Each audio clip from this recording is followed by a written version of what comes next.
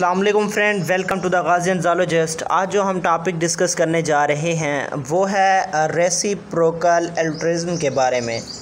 Reciprocal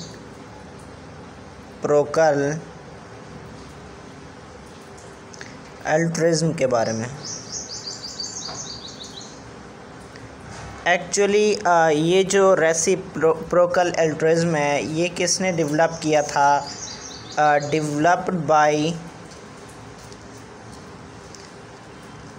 developed by Trevor in 1971। ये जो reciprocal एल्ट्रुइज़्म है ये ट्रेवियर ने 1971 में इसे डेवलप किया था। ठीक है, एक्चुअली उसका जो बेसिक मकसद था, उसका बेसिक मकसद ये था कि जो नॉन रिलेटेड स्पीशीज़ हैं, नॉन रिलेटेड स्पीशीज़ उनके दरमियान में रिलेशनशिप को शो करना है। ठीक है, उनके दरमियान रिलेशनशिप समझ लो, ठीक है, या समझ लो इंट्रैक्शन उनके दरमियान में इंट्रैक्शन को शो करवाना है। ठीक है, उसका बेसिक मकसद यही था, क्योंकि उसने कहा था कि जो डिफरेंट स्पीशीज़ के एनिमल्स हैं, ठीक है, किस तरह से वो एक दूसरे के साथ इंटरेक्ट करते हैं। ठीक है, नॉन या डिफरेंट स्पीशीज़, जैसे कि हमने पहले लिखा हुआ है नॉन रिलेटेड स्पीशीज़। ठीक है, डिफरेंट स्पीशीज़ आपस में किस तरह से इंटरेक्ट करते हैं, इसका बेसिक मकसद ये शो करवाना था। ठीक है, तो एक्चुअली उसने उसका जो मतलब ये थ्योरी है वो स्ट्रेट फॉरवर्ड पे बेस है। किस पे? स्ट्रेट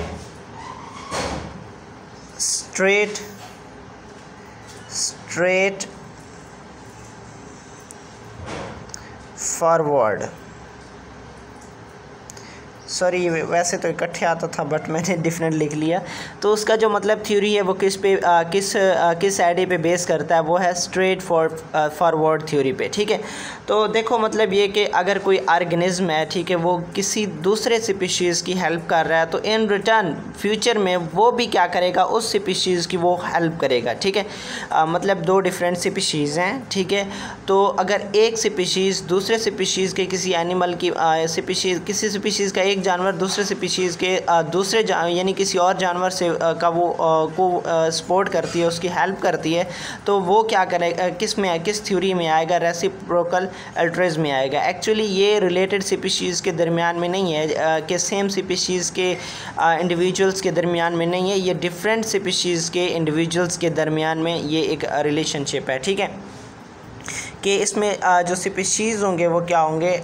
डिफरेंट स्पीशीज़ होंगे। ठीक है, डिफरेंट स्पीशीज़ इन्वॉल्व होंगे, ये रिलेटेड स्पीशीज़ में नहीं होगा। ठीक है, उसके बाद मतलब ये कि अगर एक स्पीशीज़ मतलब दूसरे स्पीशीज़ की हेल्प कर रहा है तो इन रिटर्न वो भी उसकी हेल्प करता है, लेकिन इसके लिए चंद कंडीशंस हैं। ठीक है, वो कंडीशंस ये हैं कि मतलब ये कि आप मतलब या कोई जो स्पीशीज़ है, ठीक है, ठीक है, वो किसी की हेल्प करता है। ठीक है, help to an other species. ठीक है, दूसरे स्पीशीज़ की वो हेल्प करता है, लेकिन उसके लिए ये है कि वो मोर देन वन उनके दरमियान में इंटरेक्शन हो। ठीक है, मोर देन वन टाइम। ठीक है, एक से ज़्यादा मरतबा उनके दरमियान में इंटरेक्शन हो। मसलन ये ऐसा नहीं है कि अब कभी साल बाद, 3 साल बाद, 4 साल बाद उसने मदद की थी, तब तक तो वो स्पीशीज़ भूल चुका होगा कि इसने मेरी मदद की थी कि नहीं की थी। तो मतलब ये कि जितना ज़्यादा उनके दरमियान में इंटरेक्शन हुआ होगा तो वो स्पीशीज़ को याद रहेगा कि इसने मेरी हेल्प की थी, तो वो इन रिटर्न क्या करेगा, वो उसे सपोर्ट करेगा, मतलब उसे रिटर्न करेगा। ठीक है, मतलब उसे उसकी जो हेल्प है वो उसे क्या करेगा, रिटर्न कर देगा। ठीक है, उसकी मतलब मदद वापस कर देगा। वैसे एक मुहावरा जैसा समझो, मुहावरा एक बहुत मशहूर है। ठीक है, कि if you scratch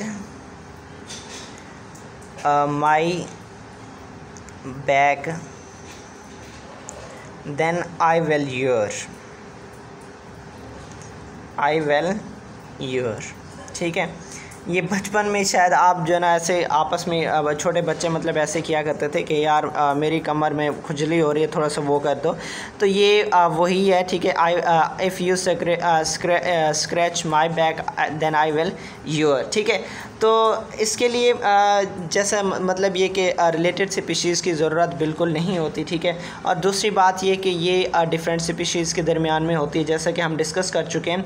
और तीसरी बात ये कि ये सेम स्पीशीज़ के दरमियान में नहीं होनी चाहिए, लेकिन उसकी शर्त ये है कि उस स्पीशीज़ के साथ उस जानदार की, ठीक है, डिफरेंट टाइम्स में इंटरेक्शन हो, सिंगल टाइम में नहीं हो। क्योंकि सिंगल टाइम में होगा तो वो उसकी उस हेल्प को या जो उसने हेल्पफुल या मदद की थी वो उसे बिल्कुल कम्प्लीटली भूल जाएगा। ठीक है, क्योंकि उससे फिर there is no possibility of return benefit. तो इस तरह से रिटर्न बेनिफिट का कोई पॉसिबिलिटी नहीं है। ठीक है, उसके बाद अगर ये मतलब ये वर्क मतलब ये ग्रुप की फॉर्म में हो, ठीक है, अगर ग्रुप की सूरत में यानी डिफरेंट स्पीशीज़ इकट्ठे हों, ठीक है, ग्रुप फॉर्म में, तो ये बेटर सूटेड होगा, मतलब वेल फिर जो ना क्या होगा, वेल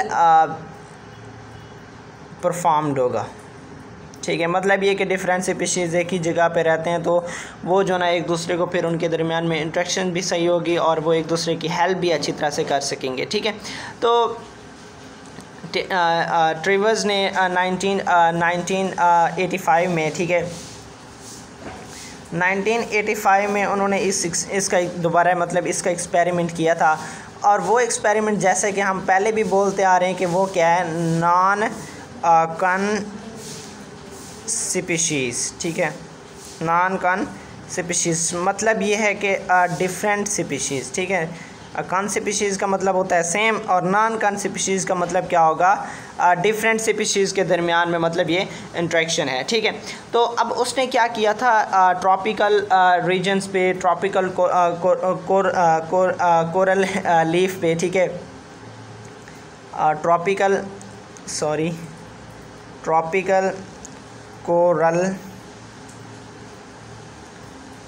रीफ पे, ठीक है, ट्रॉपिकल कोरल लीफ पे मतलब ये कि फ़िशेस मतलब कैटेगरीज़ में मतलब ऐसे समझो उसने डिवाइड की थी। ठीक है, एक होते हैं मतलब स्मॉल फिशेस, ठीक है, जो कि उन्हें क्लीनर का नाम मतलब क्लीनर है वो, ठीक है, क्लीनर। और दूसरा होता है लार्जर फिशेस। ठीक है, तो लार्जर फिशेस मतलब इन कोरल, ठीक है, रीफ पे आते हैं। तो वो रीफ पे आते हैं तो ये जो लार्ज फिशेस हैं, ठीक है, मतलब ये वहाँ आते हैं। तो स्मॉल फिशेस क्या करते हैं कि मतलब इनकी मतलब बॉडी पे अगर कुछ हो, मटेरियल हो या कुछ भी हो तो वो उसकी क्या कर देते हैं, सफाई कर देते हैं। या माउथ में अगर कोई मटेरियल वगैरह कुछ हो तो उसकी क्या कर देते हैं, ये सफाई कर देते हैं। ठीक है, तो बाज़ औक़ात ऐसा होता है, ऐसा सिचुएशन आ जाता है कि ये लार्जर फिशेस अटैक में आ जाते हैं। ठीक है, इन पर अटैक हो जाता है तो इस अटैक की सूरत में वो स्मॉल फिशेस की क्या करते हैं, हेल्प करते हैं। ठीक है, उन्हें मतलब उस अटैक से भी बचाते हैं। ठीक है, मतलब ये कि अगर उसके माउथ में मतलब आ चुके हैं फ़िशेस, ठीक है, जैसे कि आपको पता है कि फ़िशेस क्या करते हैं, अपने बेबीज़ को अपने माउथ में सेव करते हैं। ठीक है, तो जैसे कि अगर माउथ में एक फ़िश आ गया और उस पर अटैक हो गया, ठीक है, यानी छोटा जो स्मॉल फिशेस हैं वो माउथ में है इस लार्जर फ़िश के, और कोई अटैक हो गया तो उस अटैक की सूरत में पहले तो उसे प्रोटेक्ट करेगा। ठीक है, उस फ़िश को प्रोटेक्ट करेगा। अगर वो प्रोटेक्ट ना कर सके तो उसे टाइम देगा कि आप यहाँ से निकलो।